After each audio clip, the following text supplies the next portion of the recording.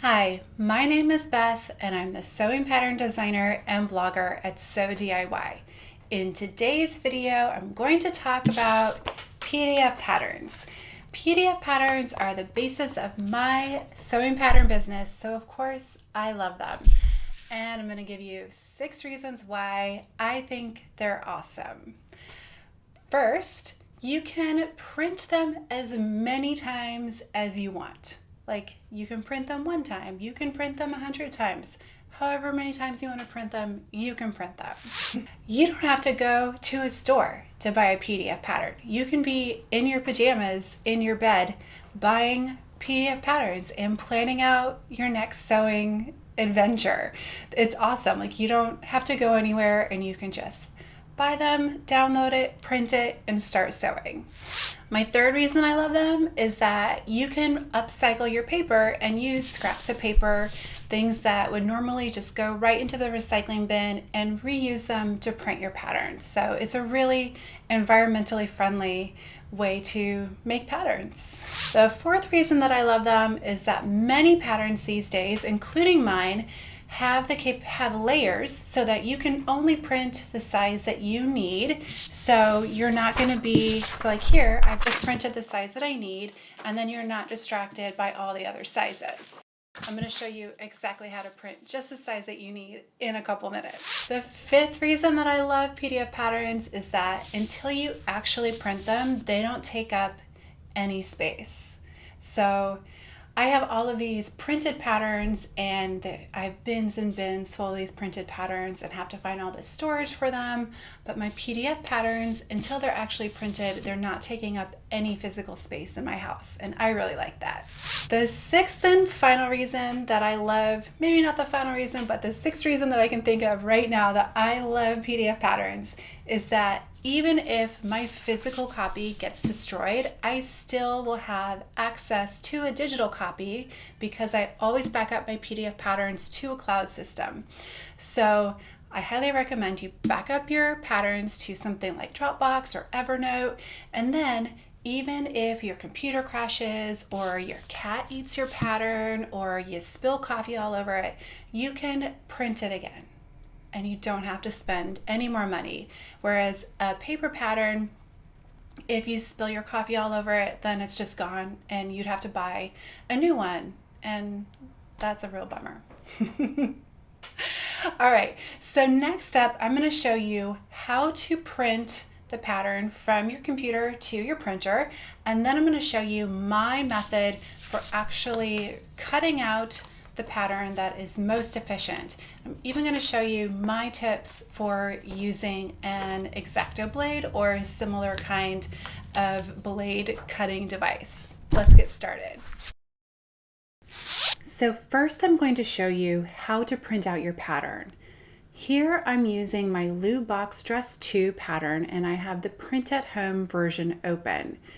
This artboard is 7 inches wide by 10 inches tall, and it can be printed on letter size or on A4 paper. So first we want to go over and open up our layers palette, and here you can see all the sizes, each on a different layer. Let's go down to page 2 and we can see those different sizes. So the great thing about layers is that you can print only the size that you want. So I'm going to print size 12, and the other great thing is that you can actually print multiple sizes. So if you are between sizes and you want to grade, you can print 2 or 3 or 4 different sizes, whatever you need, and then grade between those sizes pretty easily. And one of the other benefits of only printing your size is that you're not going to be confused or distracted by all the other lines from the other sizes. So now that we have our size selected, let's go to File, Print. So here we can see a little preview of what's going to print. And the black area is our paper, and then the white area is the printable area. But we can see that the art that's going to print is right up against that white box. So the way to fix this is go to Page Setup, And instead of any printer, you want to select the printer that you're using. Hit OK. And now that white box is a lot bigger and you're going to see all of the pattern. And this black box right here, that's the pattern area, and you can see that it will all print. So sometimes if you're printing one of the smaller sizes, you may not need to print all the pages, and you can just click through and see if there are any blank pages that you might want to skip over.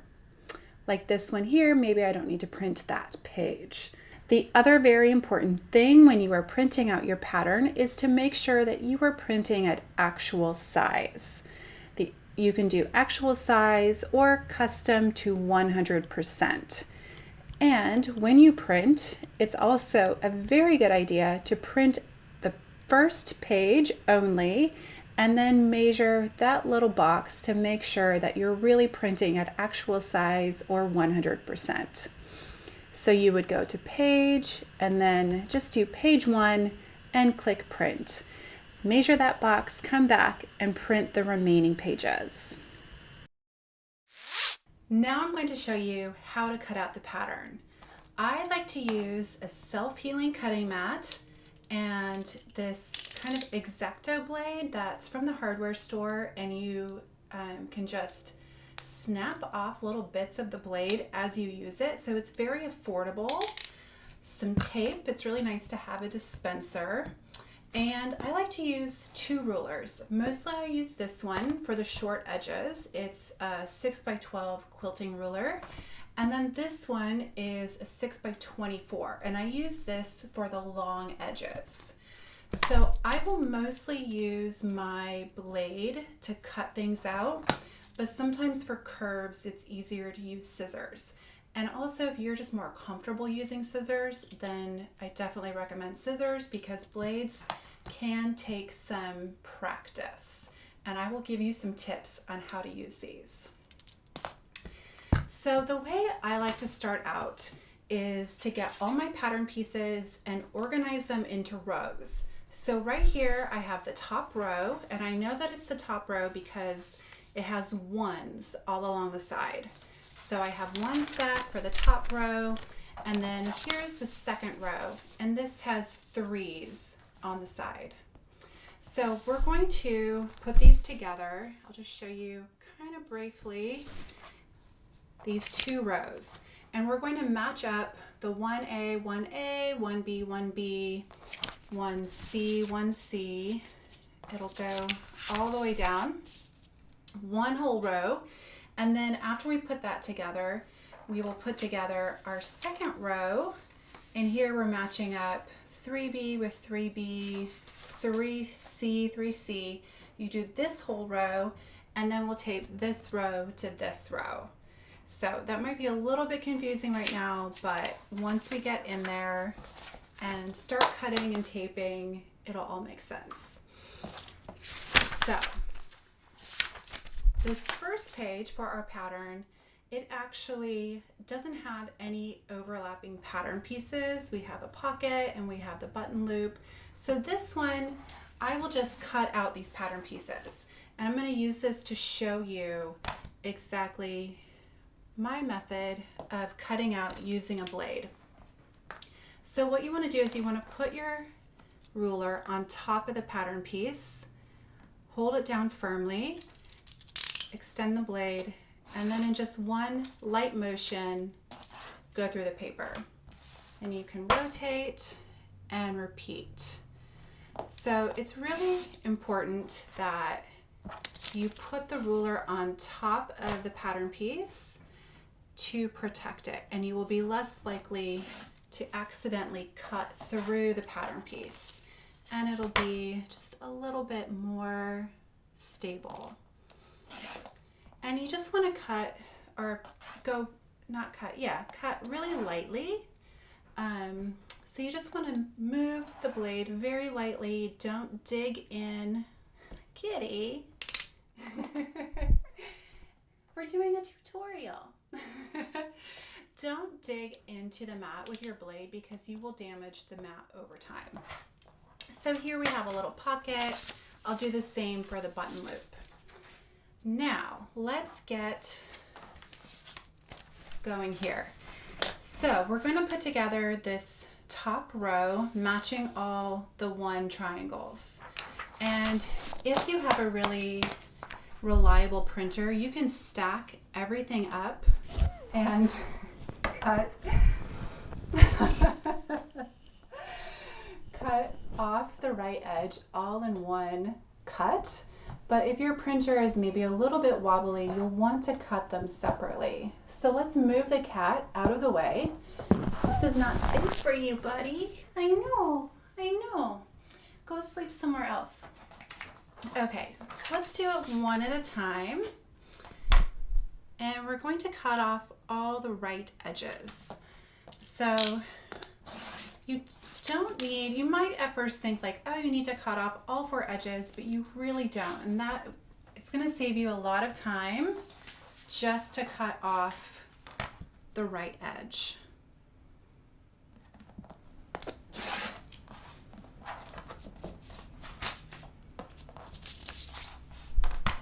Okay, and actually here, I can see that my pattern does not extend over this 1D line, so I'm not going to cut this off. I don't need to.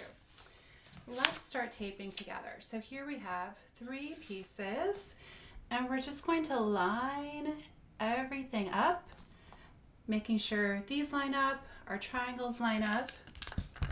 And now we'll get some tape, and I'll just put 1 piece here. And I will tape this part later when I connect it to the next row. Here's our 1B triangle. Okay, so now we have, let's just go ahead and do this one too. So we're gonna go quickly through here. You can see that I've just printed out the one side like I showed you earlier. Makes it really fast.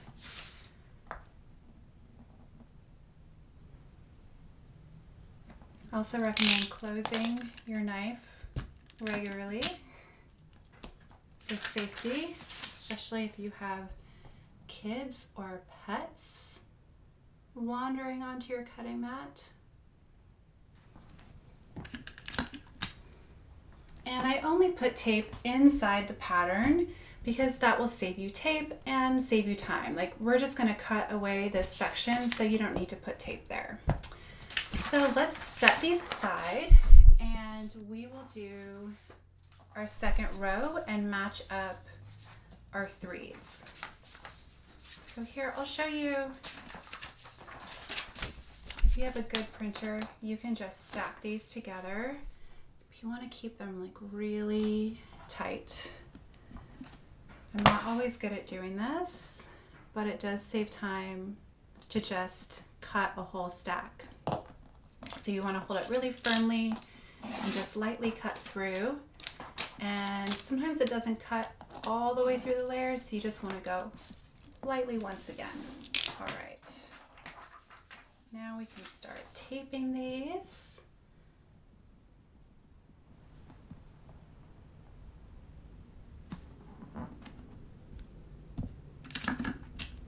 And I find it really handy to have a tape dispenser because it's really stable and it keeps your hands more free for holding the paper in place.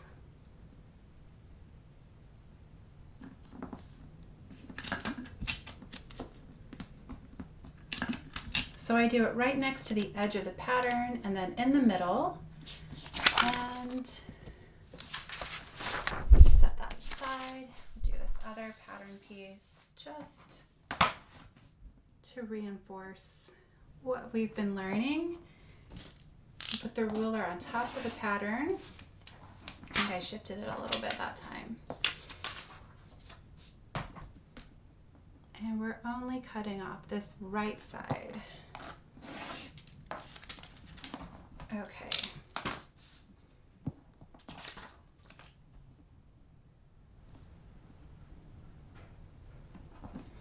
So all these patterns are tiled together to make one super big sheet of paper, but it's really inconvenient to work with a really big sheet of paper. So I just look for where the pattern pieces start and end and tape those sections together. Okay. So now let's put together one of these rows. We'll set aside our row 3 and grab row 1. And we're going to use our big ruler.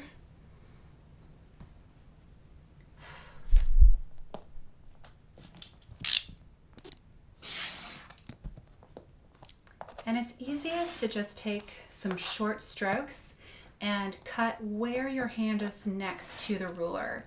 Because if you have your hand here and you try to go all the way, sometimes the ruler will shift. I'll show you that again with this section. So you want to line up your big ruler along this edge and do one section, second section. Make sure that it's really cut all the way through before you move your ruler. And we can just throw those to the side. And now we're going to find 2B, 2C, 2D. So that's this pattern piece. And we will line. And we don't need to cut this part off. We actually want that there because it'll keep the pattern a little more stable. It's nice to have these overlapping parts. So I'm just going to tape these junctures and then right next to the edge of the pattern. All right, that's our back. And then let's put together this one. And we're going to overlap. And here we are matching up 2E, 2F, 2G. Okay.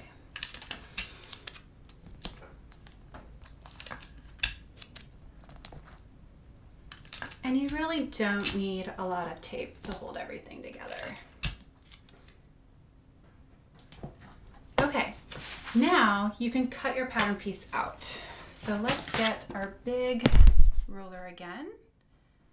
And wherever there are really straight lines, I like to use my blade because it's fast. But again, if you are not comfortable using a blade or X-Acto knife, then you should use scissors or practice. I have been doing this for years, so it's really fast for me. So let's cut off these straight parts.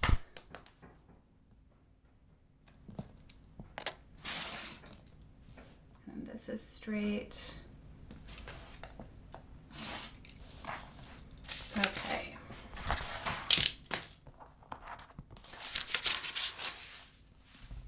Here, I'm going to use my scissors because it's a little easier on these tiny curves.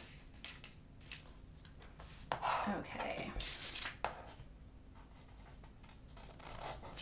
So here you can use your scissors, or if you are confident with your blade, you can just go like that. And if you accidentally cut off a little bit of your pattern, you can just tape it back together. It's no big deal. So after I cut out my pattern pieces, I get my pattern notcher and cut out the notches. And it's really convenient and efficient to do this while I'm cutting out. So I like to have these at hand. And then for places with dots, I use a hole punch. And so what I would do for something like this is fold the pattern along that dotted line very carefully and then punch a hole.